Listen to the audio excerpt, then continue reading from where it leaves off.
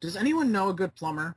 I fucked up one of those stupid ritual things that everyone is doing, and now my shower is leaking, and there's also some faceless guy in my kitchen. My landlord comes tomorrow, and he's going to kill me, especially because I also have a cat, and I'm not even supposed to have pets. It all started when I was drunk and messaging a girl on Tinder, and she said that the only way we would meet up is if I did this weird ritual thing where I summon a ghost or some shit.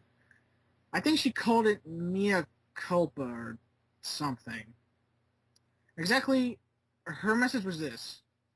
The decaying flesh will not rest. I am the Alpha and Omega. I have seen the burning cities consume the earth. Hey, link to ritual instructions.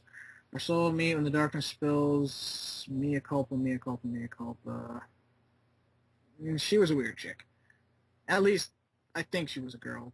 I couldn't really see her face. Her picture was just a black background with two shiny dots that looked like eyeballs. You could sort of see some features, but it looked like her face was gray, and I couldn't really see her mouth. But she had really good skin. I wasn't about to rally for a pizza face. So, anyway, I weighed the pros and cons of spooky rituals versus trampoline booty as best I could on 5 shots of Patron. It was totally worth it. I set my cell phone to 3:26 a.m., but since my phone is a 2005 Motorola Razr, and it was dropped in the toilet several times, it went off at 4 a.m. Fuck. I decided to go through with the ritual anyway. I was also supposed to have a friend during this thing, but my bestie recently got incarcerated for selling heroin on the corner of Patterson Park and Eastern Avenue. Shout out to my main man Roscoe. Anyway, I sat up and turned off my alarm, but the moment I turned it off, I drunkenly passed out again. I woke up 20 minutes later and actually got out of bed this time, stumbling around the room in the dark because apparently you're not supposed to turn on the lights because if you do, a ghost will pop out. Ooh. I was supposed to find a candle and light it, but my hangover just made me trip over one of the several candles I placed on the floor. Eventually, I gave up and flicked the lights on, grabbing a candle from my desk. I squinted out my window to see what my ghetto Baltimore neighborhood looked like at 4:20 a.m. The street was empty except for some reindeer wearing a black robe and a giant pointy black hat. He was staring up at me through the window. Couldn't really see his face. You know, Baltimore's gone to the fucking dogs. First gang wars, now an updated KKK, for God's sake. I lit the candle and looked at my phone. It was supposed to knock on my bedroom door 66 times. The 66 knock timed on 406, but since I had already fucked up everything else, I just did a shave and haircut knock and then walked into my hallway. My bedroom door was opposite the stairs, and looking down that dark stairwell was pretty spooky. I thought I saw something move on one of the lower steps. For the next step, I was supposed to close my eyes and walk forward while chanting mea culpa, mea culpa, mea culpa, which is Italian for my culpa, which is probably some kind of shitty Italian car. I tried to close my eyes and walk forward while talking about Italian cars, but my cat, Fish Sticks, ran under my feet and I ended up tripping over him and falling down the flight of stairs. At some point, the stupid candle went out as I flailed down the stairs, but I was too concussed to care. I rolled up from the ground, groaning, and decided that I would just continue to go through the motions, which meant hiding in a closet and waiting for the ghost to play hide-and-seek with me.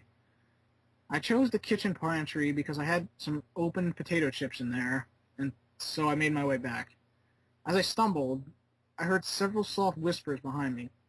I spun around, hoping that I was right about Fish Sticks knowing how to talk, but there was no one there. Except for the figure standing in the corner. I stopped, blinked, and then it was gone. I really needed to lay off the Patron. As I honed in on the closet, the alcohol and concussion finally caught up with me, and I stumbled to a stop, doubling over and vomiting the watery Patron all over my kitchen floor. Fuck. My ass was landlord grass. The hellish combination of alcohol, concussion, post-vomit, and a looming eviction notice caused my emotions to go haywire, and I unleashed a violent sob, mucus and tears riveting down my face. I heard a noise outside the kitchen. My eyes fell on the kitchen window and I spied that stupid gang member / KKK dude in my backyard, still staring at me. I must have looked like an idiot weeping in front of my kitchen pantry. Too ashamed to confront him, I just crawled into the pantry and shut the door. It was cold in there, and it damn froze my man titties off, but the air conditioner was probably broken.